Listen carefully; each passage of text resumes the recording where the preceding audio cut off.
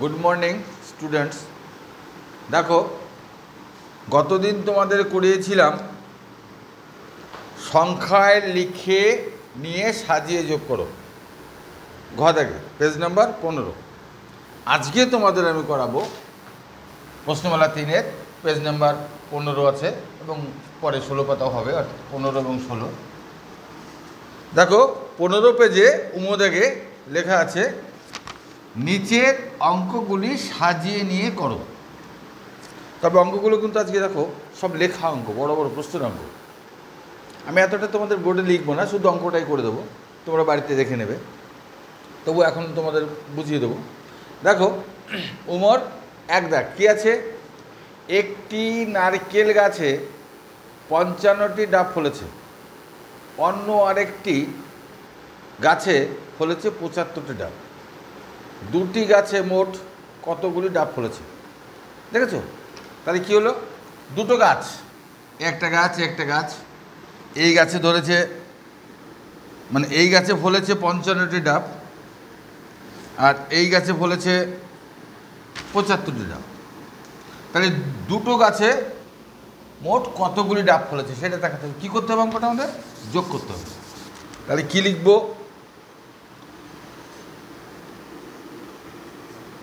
প্রথম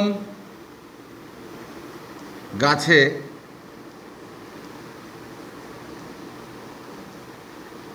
55টি আর অন্য একটি গাছে বলতে 75, অর্থাৎ দ্বিতীয় গাছ, বা আমি দ্বিতীয় গাছই লিখি। আমি দ্বিতীয় গাছে 75টি যোগ করব। 5 আর 5 10-এর 0, হাতে আমার 1, 5 একে 6 আর 7 6, 7 8 9 10 11 12 13, অর্থাৎ 5 আর 5 10-এর 0, হাতে 1, 5 একে 6 ছিল, 6 আর 7 13, 130। তাহলে এটাকে আমি সাজিয়ে লিখতে পারি। উত্তরটা সাজিয়ে লিখবো। উত্তর কী লিখব? দুটি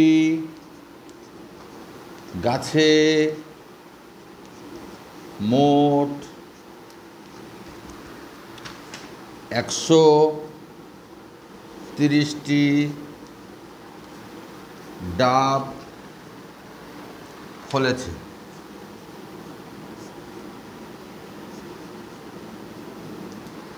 লিখলাম এটা।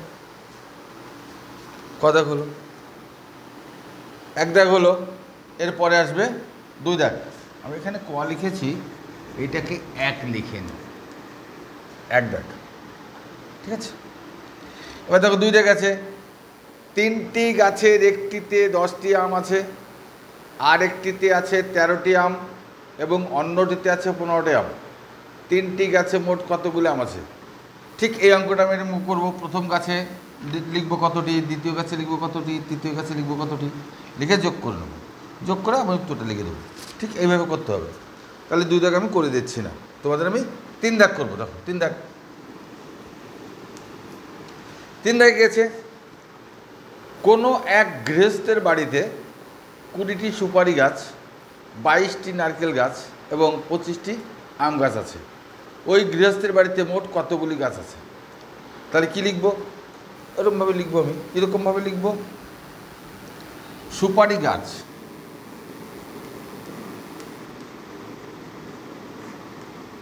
সুপারি গাছ কটা আছে? 20টি।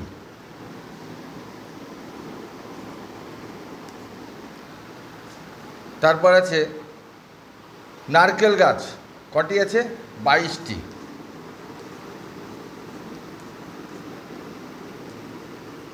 নারকেল গাছ 22টি ও 25টি আম গাছ আছে। তাহলে আম গাছ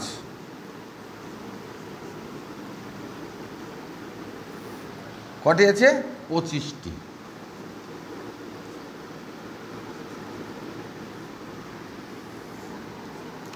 যোগ করব 5 6 7, 5 আর 2 কত হয়? 5 6 7 7 লিখেছি। তাহলে এখানে 2 আর 2 4 আর 2 6 6 হলো, কটি হলো 67টি। 67টি। তাহলে আমি কী লিখবো? ওই গৃহস্থের বাড়িতে মোট কতগুলি গাছ আছে লিখবো ওই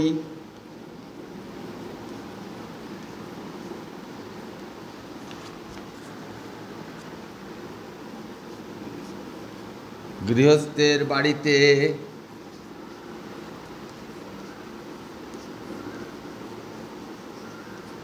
মোট 67টি গাছ আছে। ঠিক আছে, এরপরে দেখো 4 দাগে রয়েছে, তারপরে 5 দাগ আছে।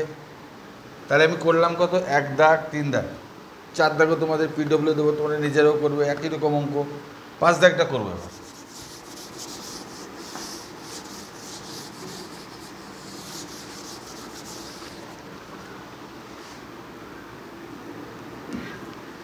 দেখো 5 দাগে আছে, তোমার বয়স 7 বছর, তোমার দিদির বয়স 9 বছর এবং তোমার মায়ের বয়স 30 বছর। তোমাদের 3 জনের মোট বয়স কত? তাহলে আমি প্রথমে কী লিখব? তোমার বলতে এখানে আমি আমার লিখি, আমার বয়স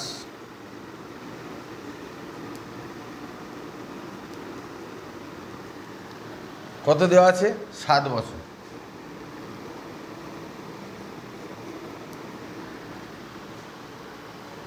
মায়ের বয়স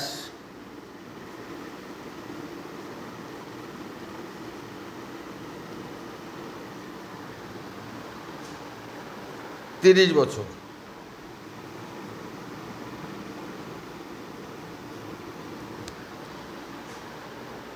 দিদির বয়স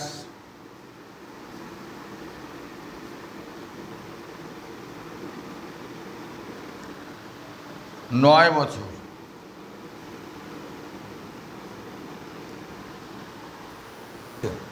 তোমরা একটা জিনিস খেয়াল করো, আমি লিখেছি প্রথমে তোমার বয়স, সেখানে আমার বয়স দিয়েছি, তারপরে দিদির বয়স ছিল 9 বছর, কিন্তু এইটা আমি পরে লিখেছি, কোনো অসুবিধা নেই।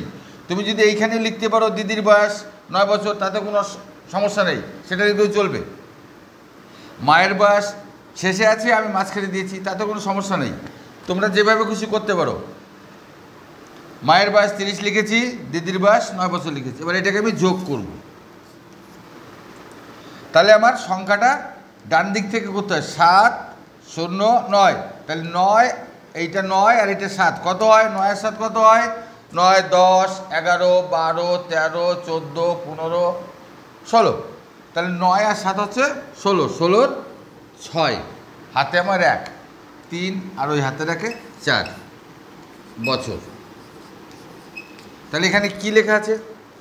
তোমাদের 3 জনের মোট বয়স কত? আমি উত্তরটা সাজিয়ে লিখব কি? আমাদের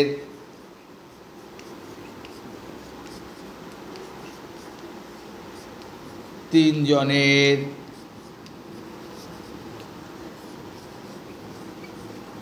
মোট বয়স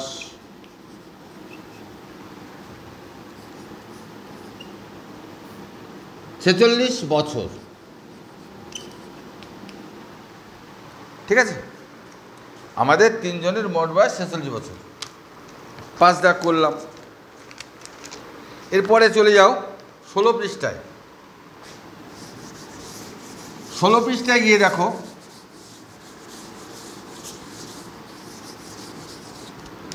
রয়েছে 6 দাগ।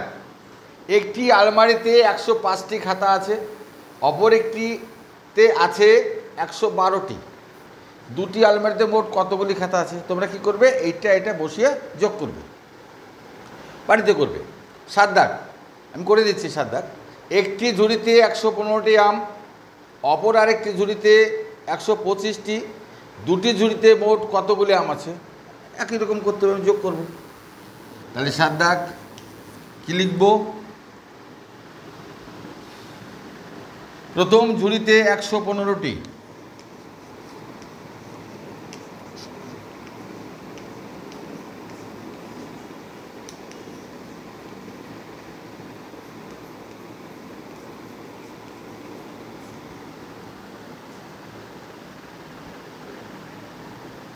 অপর আরেকটি ঝুড়ি মানে দ্বিতীয় ঝুড়ি ধরে নিচ্ছি আমি, দ্বিতীয় ঝুড়িতে 125টি,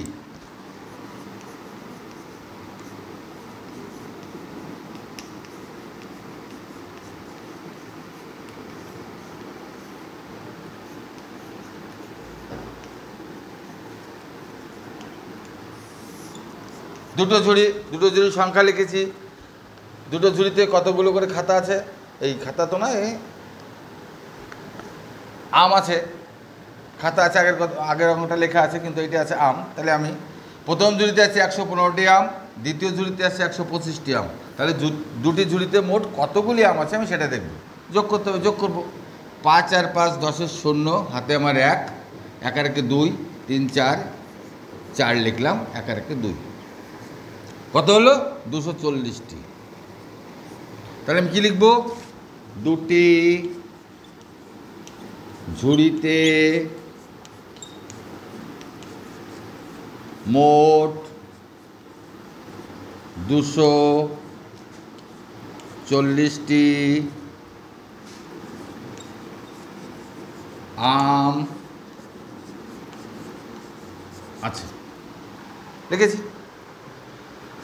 আচ্ছা, এইভাবে তোমরা 8 দাগ করবে। 8 দাগে কী আছে, একটি থালায় 85টি, আরেকটি থালায় 90টি এবং অন্য আরেকটি থালায় 27টি সরভাজা আছে। 3টি থালায় মোট কতগুলি সরভাজা আছে। তাহলে আমরা লিখব প্রথম থালা, দ্বিতীয় থালা, তৃতীয় থালা, অর্থাৎ প্রথম থালায় কটি, দ্বিতীয় থালায় কটি, তৃতীয় থালায় কটি, এভাবে লিখে নিয়ে যোগ করব। যোগ করলে আমাদের উত্তরটা এসে যাবে, ঠিক আছে। ওটা তোমরা করবে।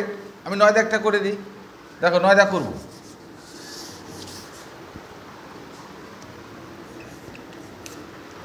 9 দাগে কী আছে, সকালে বিদ্যালয়ে যাবার আগে তোমার বাবা তোমাকে টিফিন বাবদ দিলেন 125 পয়সা, তোমার ভাইকে দিলেন 130 পয়সা এবং তোমার দিদিকে দিলেন 140 পয়সা। তোমাদের 3 জনকে তোমার বাবা টিফিন বাবদ কত পয়সা দিলেন। এখানে কিন্তু পয়সায় চেয়েছে, আমাদের পয়সায় উত্তর লিখতে হবে। তাহলে কি লিখব, তোমাকে টিফিন বাবদ, তোমাকে বলতে আমাকে লিখি, এখানে আমাকে লিখি, আমাকে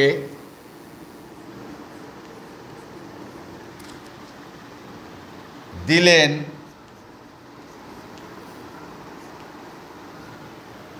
আমাকে কত দিলেন 125 পয়সা।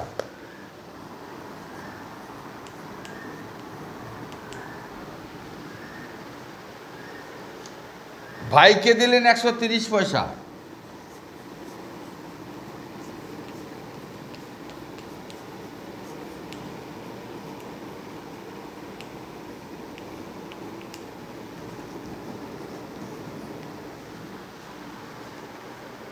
এবং দিদিকে দিলেন 140 পয়সা।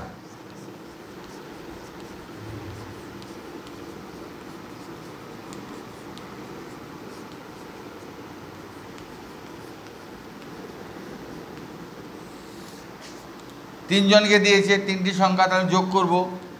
5 বসে গেল, 4 আর 3 7, 7 8 9, 9 লিখে নিলাম, 1 2 3, 3 হলো, এত পয়সা। তাহলে উত্তরটা সাজিয়ে লিখব,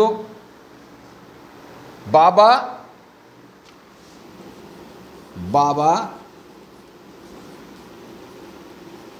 3 জনকে মোট 395 পয়সা দিলেন। 395 পয়সা দিলেন, কেন লিখলাম, এখানে আমার উত্তরটা চেয়েছে কত পয়সা দিলেন, সেই জন্য 395 পয়সা দিলেন, এটা লিখলাম। যদি টাকা বলতো তখন টাকা তৈরি করে নিতাম, টাকা বলেনি, আমি টাকা তৈরি করার দরকার নেই, পয়সা চেয়েছে, পয়সায় লিখলাম,